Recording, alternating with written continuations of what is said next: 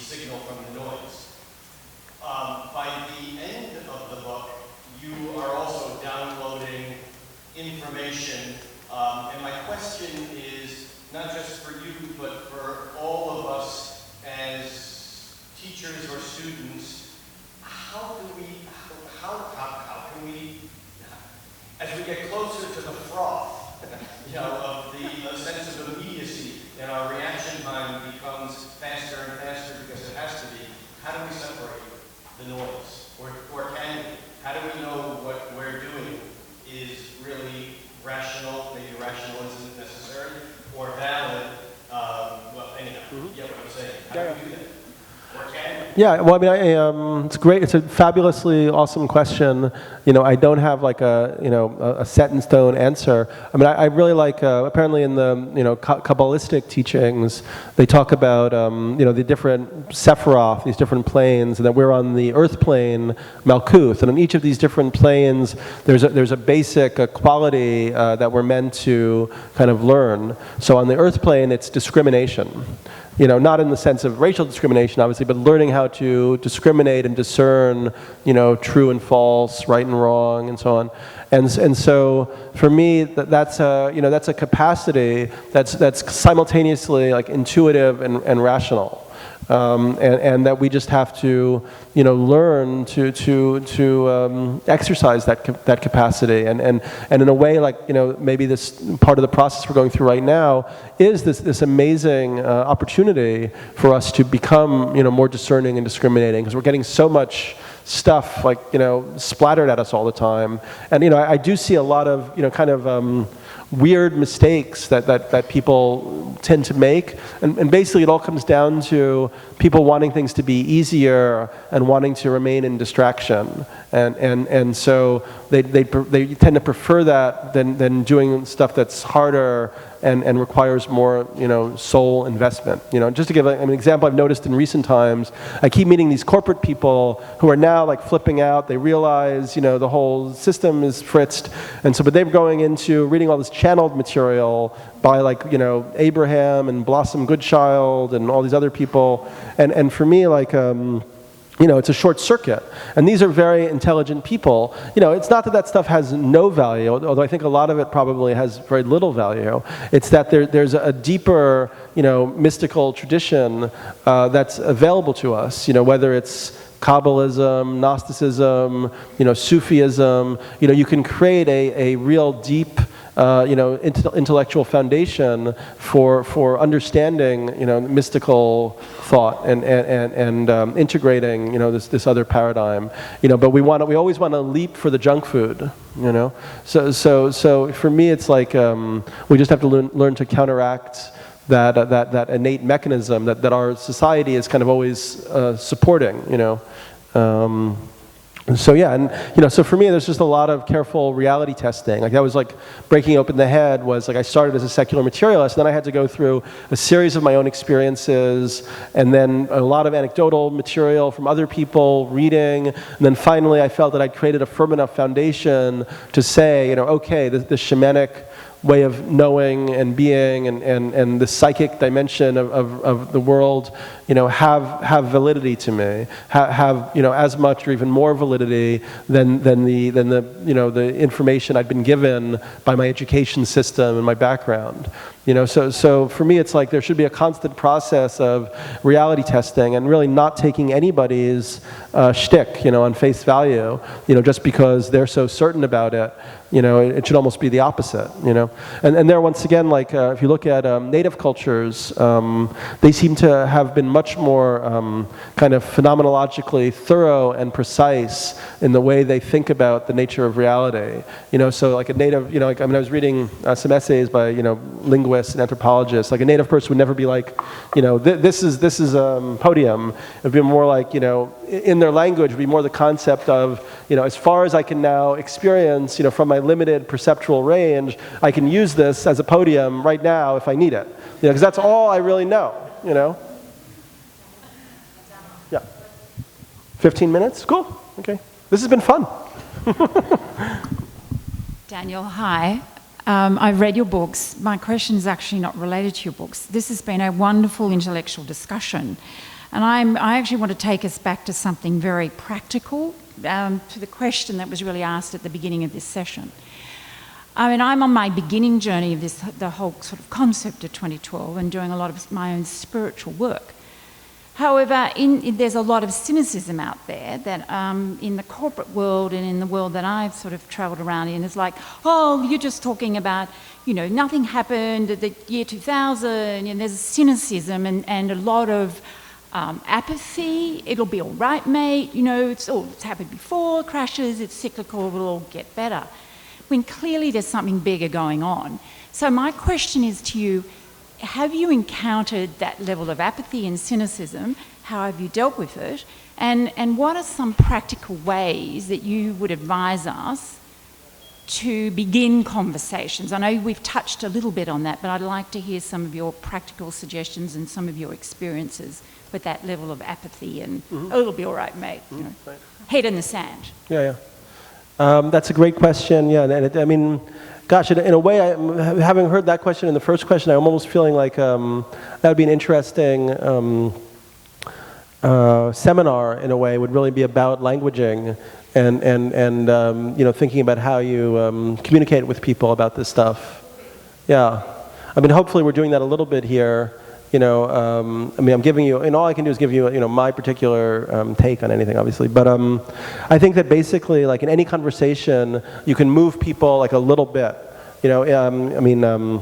Don Juan Castaneda talks about the assemblage point. There's kind of like a level at which people like take in material and information, and it's really like not like a rational thing. It's like their level of beingness. And in the Don Juan books, like Don Juan, would sometimes like slap Castaneda on the back to temporarily move his assemblage point, so he could give him a different level of information.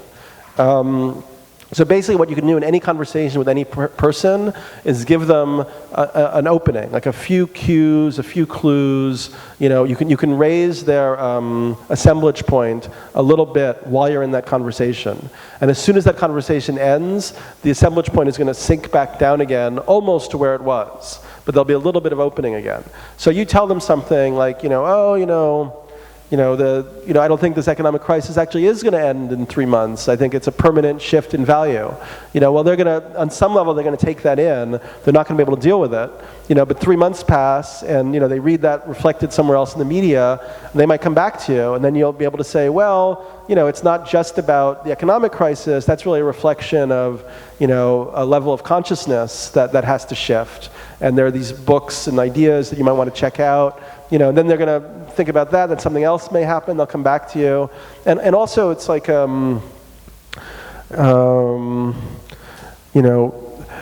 it's also about being non-attached to outcome. It's possible that not everybody is going to make it through this transition. And it's possible that a lot of people don't even really want to. Because they've gone through a karmic process. This is just me talking my own hypothesis, okay? It's like there's no validity for this. I can't objectively prove it to you in any way, shape, or form. It may be that people have gone through a karmic process over a series of lifetimes so that they have certain blockages on what they can take in or deal with in this lifetime, And if some of this process of 2012 involves a, letting go of ego, letting go of materialism and possession, fully surrendering to flow and to creator and so on. It's possible that not everybody is going to want to make that transition, and that's okay. That's okay. That's just the way it is right now. They'll get another chance at another point in universe time to go deeper through that process.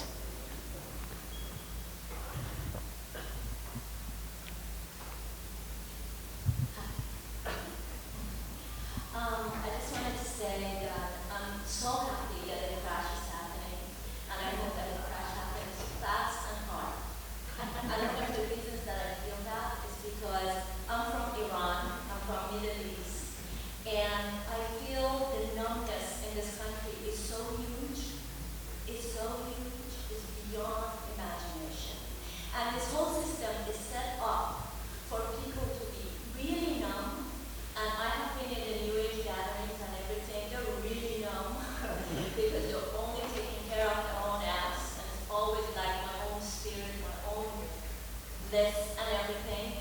And I think this whole thing needs to happen. 9/11 was designed by this government, and people hardly question it, only in very, very hard political aspects they're questioning it. But everyone in this country went into psychotherapists. Now they're talking about, something that was taught by the government that people are not willing to look at. And then we're talking about going through this dark period, but not even thinking that the people of Iraq have already passed that dark period heavily. For 6 years, 2 million people have been killed and slaughtered. 5 million people have been handicapped.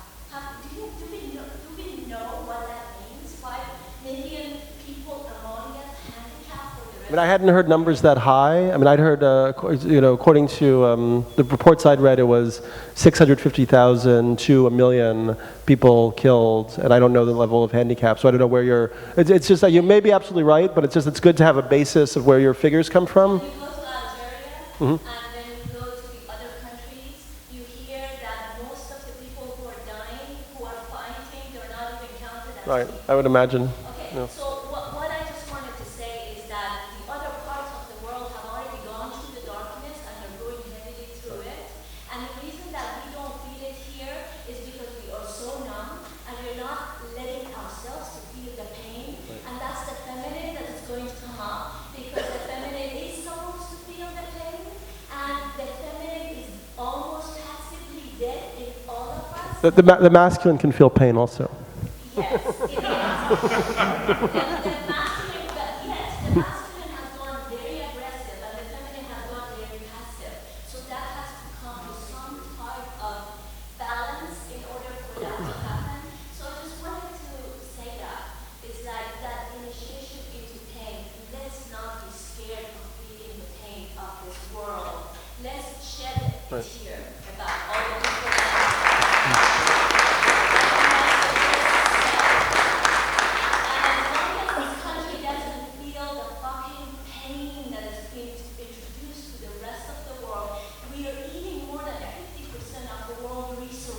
No, we're 25% of the world resources. I think it's very important. No, that's not the case.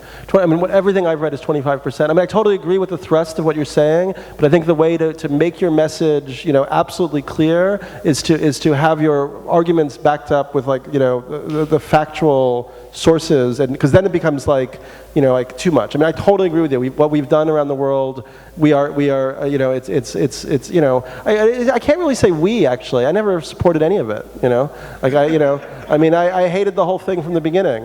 What am I supposed to do? I was born here. I'm indigenous to my little New York island, and I've tried my best to, work against it. I'm not going to say we anymore. It's this monstrosity that has been taking place that Europe also supported, but also this, the Middle East supported. It's true. There's not going to be a lot of compassion and sympathy for the U.S. when we're cut loose and our dollars are worthless and we don't have enough food to eat here and violence breaks out here and a lot of people die.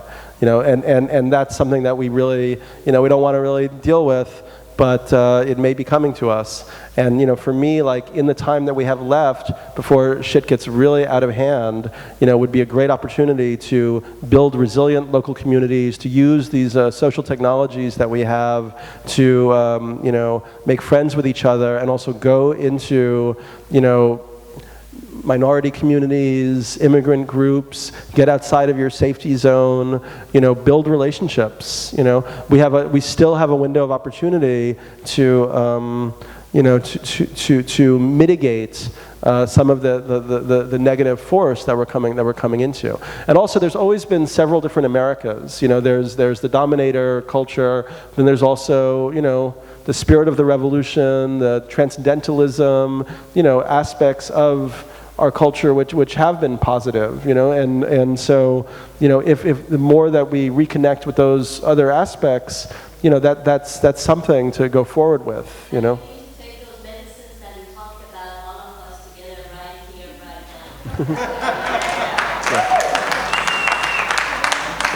now. Well, 5 minutes. Okay. We've got 2 more people waiting for Okay, cool. questions. Right on. Yeah, I mean, there's a lot of different types of medicine, and plant teachers are one form of medicine.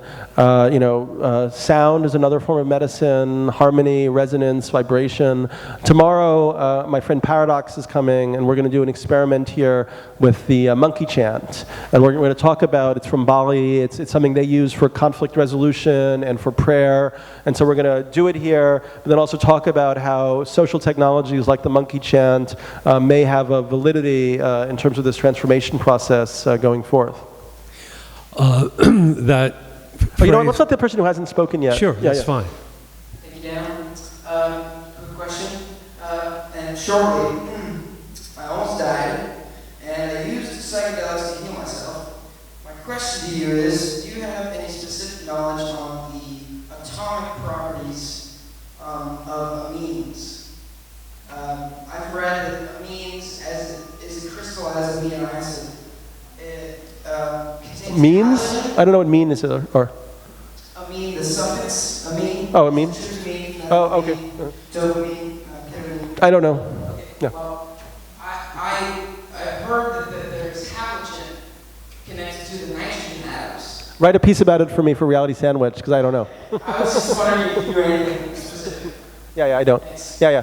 By the way, I started a web magazine, Reality Sandwich. We're going to launch a social network, Evolver, in the next few months. The goal of the social network is going to be to help create an infrastructure for, all this stuff that I'm talking about in terms of creating nodes, local communities, people discussing these issues, and hopefully putting ideas into practice. It was the best idea that I could come up with over the last few years to help, so that's what I'm trying to do. I like that phrase, transition community or transition town. I'm going to think about that a lot. But there's a word for the disease that we're suffering that came out in a movie called Affluenza, and I really highly recommend that film. Also, there was a sequel to the film called Escape from Affluenza that looked at families who were voluntarily living simply and were able to live very well on under $10,000 a year. And then I'm thinking of the woman who came up and asked what could be done, what could she personally do. And I also think we can go into block organizations. We can set up potlucks where we share food together, which is always a nice way to And we'll be so much happier when we do this stuff. I mean, that's the thing. It's like this whole mentality of quantity of goods equals satisfaction is totally bullshit. Right. And it's actually quality of relationship is what makes people happy. Exactly. I just would say that in the 60s, I was part of a tribe that lived on open land, open gate communities, and my happiest summer, I was living on less than $5 a week. My hens were laying eggs, the cows were giving milk, the garden was full of vegetables. All I needed to buy was oil, cooking oil, and gas for my Coleman lantern, and coffee. Yeah. I think we're stopping. So, what's that? Oh, 3 minutes? Okay, cool. Yeah, go for it. Yeah.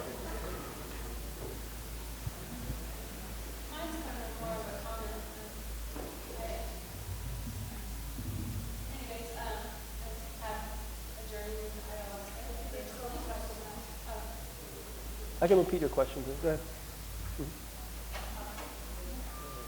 I was just saying that I had a journey with ayahuasca done in Timewave recently, and for me it was pretty profound, actually. It felt like a culmination of your entire life, that moment. And a lot of things revealed to me. What I saw was my own bullshit and the bullshit of the world, that everything was bullshit, all of it, everything. And everything was just